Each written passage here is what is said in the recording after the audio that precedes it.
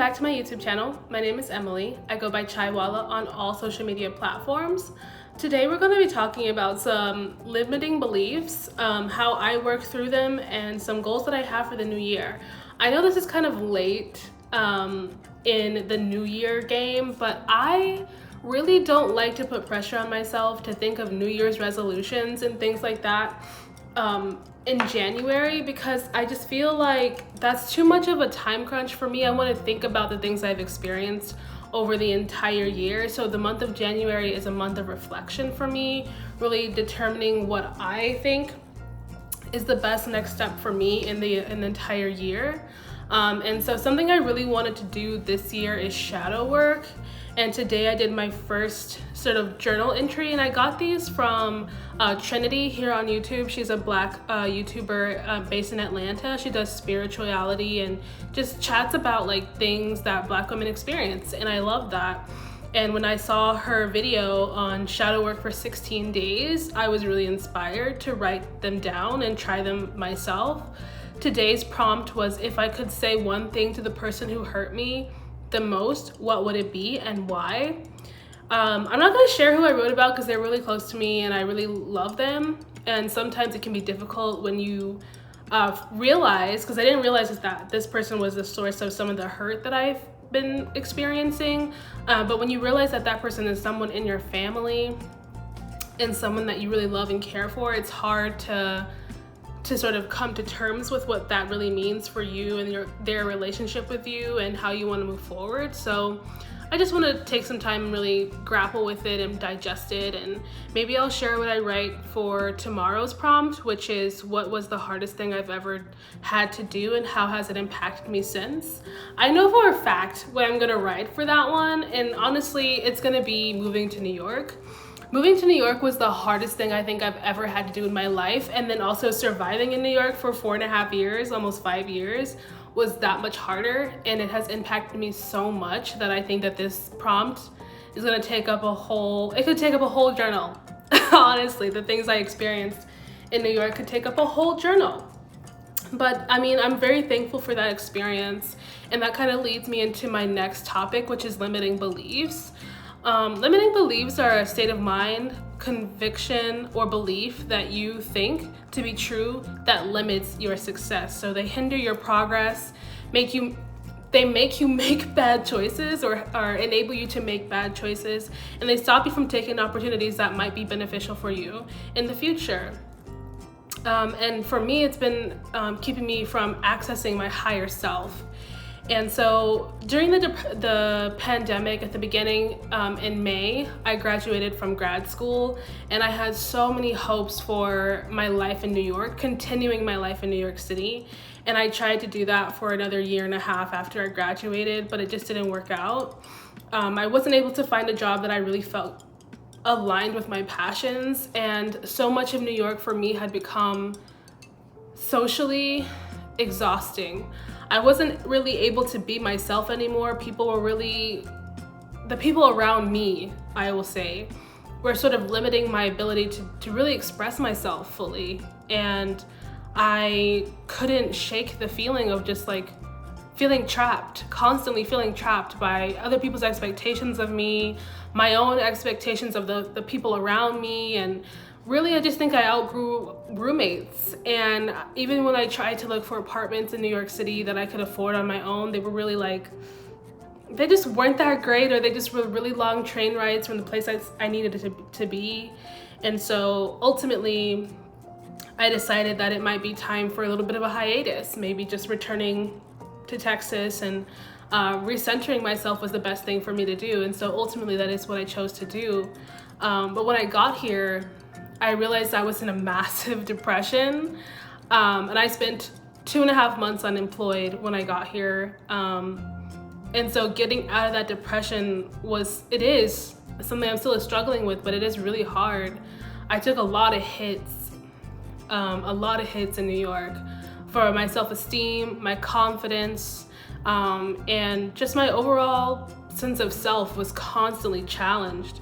And so getting comfortable with discomfort is something that I felt like I had to do in order to survive in New York. And I just having a hard time getting myself out of that mindset. So out of this idea that I have to sort of suppress things that I want in order to get things eventually, like playing the long game, essentially, like just do without for right now, and then when you get to a certain point, you can have that thing. I'm no longer in that space where I have to like wait to do the things I want to do because I don't have anyone to do them with me, or I just feel like, you know, it's just limiting me to constantly think that I have to have someone around me in order for me to have a good time. And remembering that sometimes you are your best friend, your own best friend, and not someone isn't always going to be there to go along with you, and that's okay. And when I moved to New York, I didn't have anyone with me. It was just me by myself. And I think a lot of the fear that I have around being alone is because of the time I spent in New York by myself. I was really isolated from my family and friends and had to sort of relearn how to make friends. And luckily I was in school, so it wasn't all that hard, but it was just not fun the first year. But the other thing that I remember being a huge thing for me was just getting up and moving around, like going on a walk, walking to the park, going to the farmer's market. Even if I didn't buy anything at the farmer's market, I lived off of Eastern Parkway, which was maybe a couple miles from Prospect Park.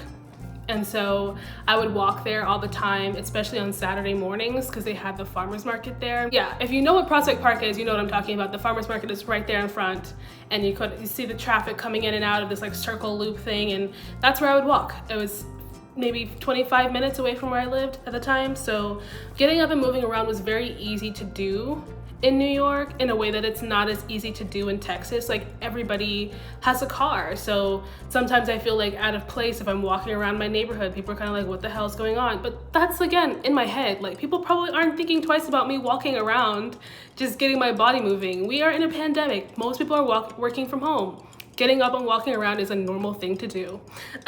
So another limiting belief is just me getting in my head about how other people perceive me. And so much of us, I feel like, feel that same way. We feel so judged constantly because of social media or just social expectations in general. So sometimes getting out of my own head is a really big challenge for me. And being more solution oriented. So that's me saying, like, instead of like, oh my God, I just can't do this because I can't afford it financially. What's an alternative to me being able to do that one thing I want to do, even if I don't have the money? Is there an alternative I could do instead of doing the thing that costs me money? You know, like trying to find more solutions to problems and not waiting for someone to come and try to save me, I guess, or constantly complaining about something. I do a lot of complaining just because, I don't know, I'm a freaking a 26-year-old in a world that is falling apart. So I constantly complain about the state of the government, the state of the world, climate change, and so much of our culture is complaining based that I just feel like it's okay to do. But sometimes being solution oriented is the better way to be, just so that we don't add to each other's stress, you know? Some things that I want to do this year that I didn't do last year is, again, just moving my body more, like taking time and being patient with myself and just doing the little things as I can. Not beating myself up for not being able to do the big things, but just doing little things, like incrementally getting towards or to meeting a goal. And that's something that I haven't been doing. I've been letting myself wallow in sadness a lot, and that's okay, because that takes patience too, to allow yourself to feel emotions and move past them in your own time, but not just sulking in it and being sad and allowing that sadness to spill onto those around me. Like, that's something I've been really doing a lot of, and it's made me feel like maybe I'm pushing the people in my life away, and that's not something I want to do. So this year I wanted to be better about that. And then searching for a place to belong.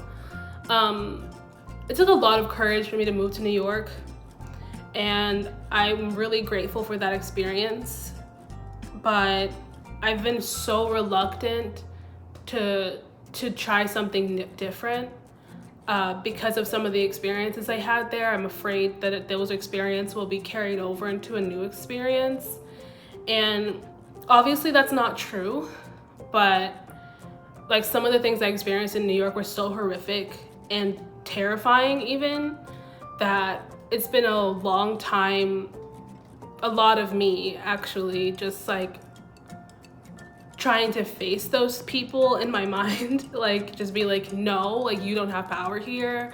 And also just like allowing myself to forgive myself and them for the trauma that they may have caused, or the hurt they may have caused me. And I don't think they think twice about it, but for me it like really impacted my life, like being betrayed by some people that I really trusted, or being used by people I really had feelings for, or just being left to my own devices when people just were fucking done, you know? And I'm an emotional person. I'm a very sensitive person. And so I just didn't anticipate feeling all the feels I'm feeling after leaving New York, because when I was living there, they didn't seem like a huge deal. You know, I was like, this is not a big deal. Like, we get into an argument, fine. Oh, I stopped dating that person, fine. Oh, they're like dating someone else, fine. But like, when I'm sitting here on my own and just really thinking about the things I have experienced, I realize I've been hurt by a lot of people in my life. And I'm trying to be okay with that.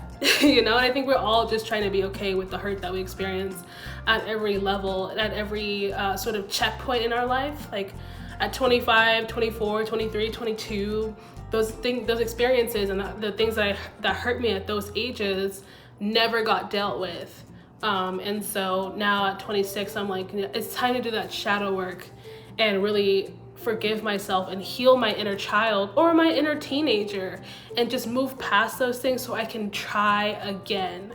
And that's the thing I have written down in bold in big letters, try again, and not being afraid to do that.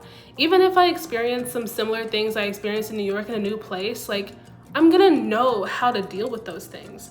And I'm not gonna be as caught off guard if someone's like, yo, I don't like you. And you're like, what? You know, I'm like, you're like, fine. Like, you don't have to like me. Not everybody's gonna like me. And that is okay.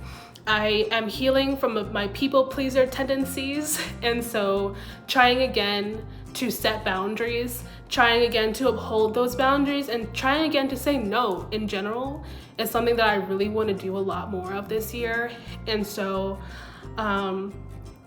yeah, I'm trying to just let go of limiting beliefs and really try again. So I hope you found some clarity in this video, and maybe you take something that resonates or other parts of it don't. If you'd like to keep up with my 16-day shadow work journey, let me know. I'll be happy to like check in and let you guys know how my shadow work is going at the very end, maybe at the end of 16 days.